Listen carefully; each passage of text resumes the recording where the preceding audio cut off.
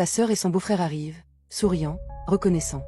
Leur maison est en travaux, ils ont besoin d'un endroit où rester quelque temps. Alors elle ouvre la porte, sans hésiter. Mais ce qu'elle ne dit pas tout de suite, c'est qu'elle n'en a pas parlé à son mari. Quand il l'apprend, quelque chose se brise déjà. Pour elle, c'est normal. C'est sa famille. Pour lui, c'est une décision imposée. Une limite franchie sans discussion. Les jours passent, puis les semaines.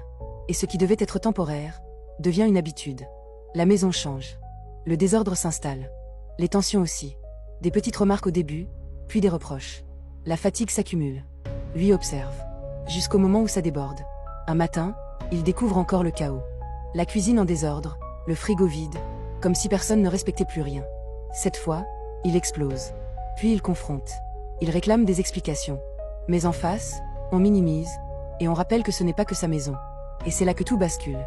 Elle revient, entend les cris, se retrouve au milieu, entre son mari et sa famille. Puis le silence tombe, puis lui parle, calmement, mais avec une détermination froide. Ce n'est plus une dispute, c'est un ultimatum. Parce que parfois, aider les autres a un prix. Et ce prix peut être bien plus élevé que prévu.